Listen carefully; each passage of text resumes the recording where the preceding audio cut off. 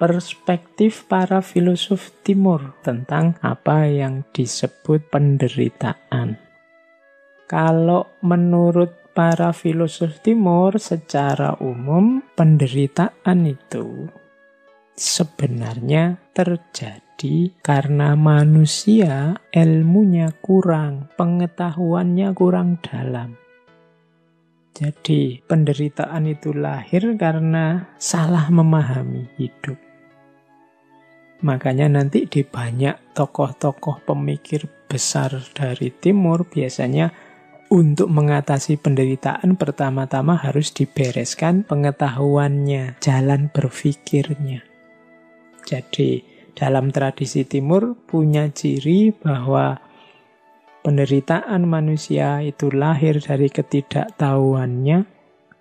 Orang menderita itu karena kesalahan berpikirnya, maka dia harus memperbaiki kesalahan ini, kemudian mulai berpikir yang dalam. Kalau di timur, berpikir ini kemudian diawali dari dirinya sendiri. Kenapa kok harus dari diri kita sendiri? Karena yang menderita kita. Kenapa kok kita menderita? Ya karena kita ilmunya kurang, pengetahuannya kurang luas.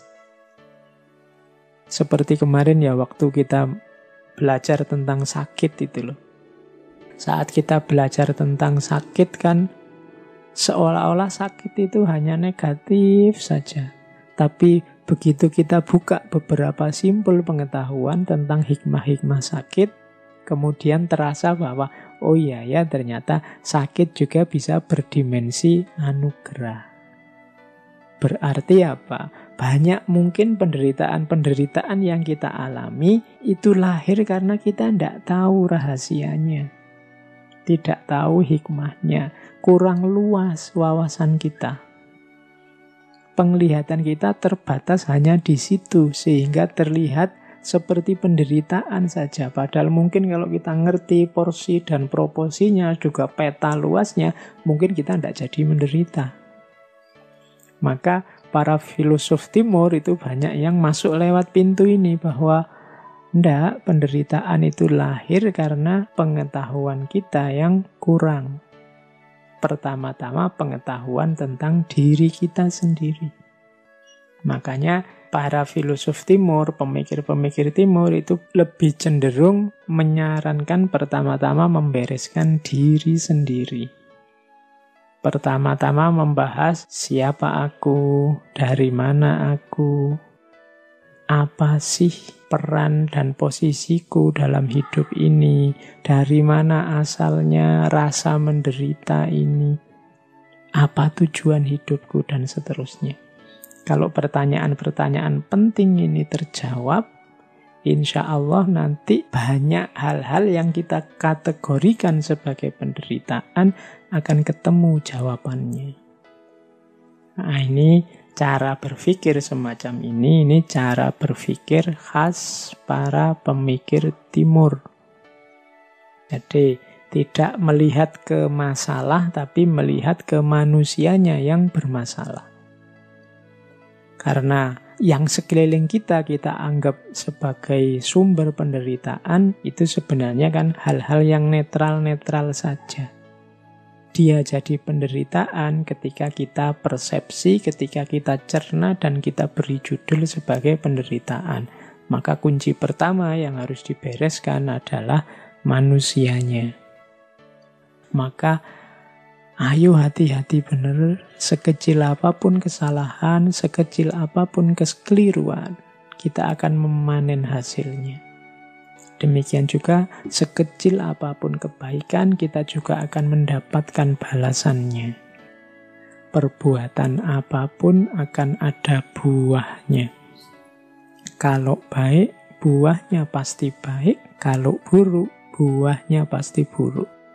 Faman ya'mal mithqala dzarratin khairan yarah wa may ya'mal mithqala dzarratin syarran yarah. Ada kausalitas, ada sebab akibat dari perbuatan kita. Hidup ini memang banyak ketemu dengan penderitaan, Yang itu secara umum adalah bisa merupakan cobaan dan ujian, bisa merupakan pembersihan atau pengampunan dari dosa-dosa, bisa juga merupakan bagian dari perjuangan untuk sampai pada Tuhan. Ada kalanya penderitaan itu merupakan ujian, cobaan. Yang namanya ujian kan berarti pada akhirnya kita akan dapat reward kalau lulus. Orang yang punya perspektif ini, melihat apapun, mengalami apapun, akan dipandang sebagai ujian yang harus dia selesaikan. Dia carikan solusi yang tepat sehingga akhirnya dia dapat pahala, dia dapat balasan, dia dapat kebahagiaan dari Tuhan. Itu gaya pertama. Gaya kedua, penderitaan harus kita alami untuk membersihkan diri kita dari dosa-dosa, dari kesalahan. Nanti banyak dalil yang menyatakan bahwa kalau kita diberi sakit, kalau kita mendapat musibah, maka dosa-dosa kita akan diampuni. Atau yang ketiga, penderitaan adalah jalan yang harus ditempuh supaya orang bisa sampai pada Tuhan. Untuk menuju Tuhan itu kan banyak usaha, banyak upaya, banyak hal yang harus kita korbankan. Entah kecil, entah besar, entah kita anggap berat atau kita anggap biasa atau kita anggap ringan. Tapi kan di situ ada perjuangan, ada pengorbanan. Ketika ada pengorbanan ya pasti ada sedikit atau banyak rasa menderita. Kita disuruh zakat, itu kan tidak enak. Sebagian harta kita dikasihkan ke orang lain padahal kemarin mencarinya capek. Kita menyebutnya pengorbanan, tapi itu kan kita jalani demi bisa sampai pada Tuhan. Disuruh haji, berapa sekarang biayanya haji? Sholat 5 waktu, itu kan pengorbanan mungkin di tenaga, pengorbanan mungkin di waktu meskipun sebentar. Kan tidak ada orang yang sholatnya lama hari ini, mestinya kan ya sebentar-sebentar, tapi kan kadang sebentar itu kan rasanya beratnya luar biasa. Semacam penderitaan, pengorbanan yang hebat. Tapi kita jalani saja, kenapa? Biar bisa sampai pada Tuhan. Nah, ini perspektif tentang penderitaan. Saya miskin tidak apa-apa asal Allah ridho. Nah, itu perspektif tentang penderitaan. Biar kita diridhoi oleh Allah. Nah, jadi agama-agama secara umum punya ciri 3 ini ketika membahas penderitaan. Penderitaan ini kan hakikat hidup. Hidup ini pasti duka isinya, penderitaan. Penderitaan itu bisa penderitaan yang biasa, duka, misalnya sakit fisik, nah itu duka. Sariawan, sakit gigi, sakit perut, nah itu duka, penderitaan biasa. Ada penderitaan karena perubahan.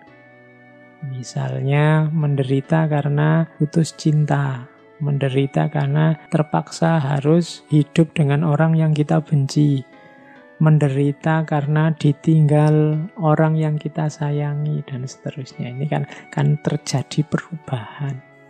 Karena apa? Karena situasi baru itu kan menyakitkan. Kemarin bersama, berdua, sekarang sendiri, itu kan menyakitkan. Kemarin tidak punya teman sekacau ini, sekarang punya teman sekacau ini. Akhirnya tiap hari makan hati. Ya, itu kan karena perubahan, itu juga duka. Jadi penderitaan karena perubahan. Intinya tidak tercapainya keinginan, sehingga kita sedih, sehingga kita merasa gundah, dan seterusnya. Yang ketiga, penderitaan karena kita sebagai manusia. Ini yang disebut penderitaan sebagai hakikat hidup. Bahwa sebagai manusia kita ini lahir dengan karakter manusia yang lemah, banyak keterbatasan, tidak berdaya, nantinya tua dan juga mati. Ada satu syair yang bagus, yang kalimatnya begini kurang lebih maksudnya. Hidup apa senangnya, mati apa susahnya. Kasihan manusia di dunia selalu hidup menderita. Kalimat ini menurut saya menarik. Jadi, apa sih kesenangan hidup ini sampai kita mati-matian berusaha untuk meraihnya? Hidup apa senangnya? Mati apa susahnya? Apa sih susahnya mati ini sehingga begitu takutnya kita dengan kematian? Kasihan manusia di dunia selalu hidup menderita. Kasihan sekali orang-orang itu ya, hidupnya jadinya susah terus, tidak ada senengnya. Kenapa? Harusnya dunia ini seneng, akhirnya tidak seneng karena begitu terobsesi mengejar-ngejar kesenangan dunia. Padahal sebesar apa sih kesenangan dunia itu?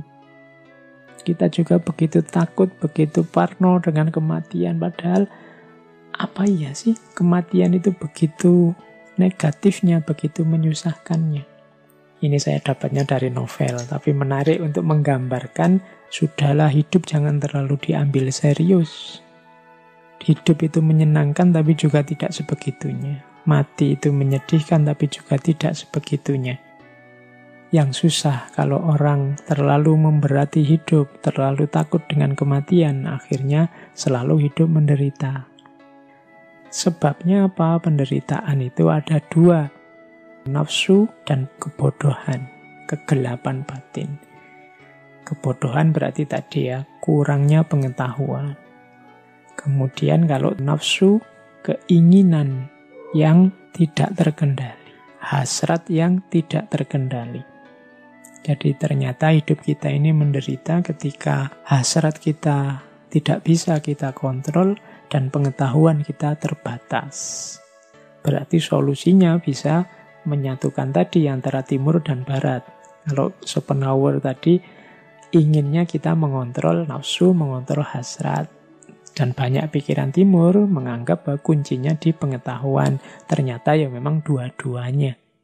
Bagaimana kita bisa mengontrol nafsu, mengontrol diri kalau kita tidak punya pengetahuan tentang diri kita sendiri.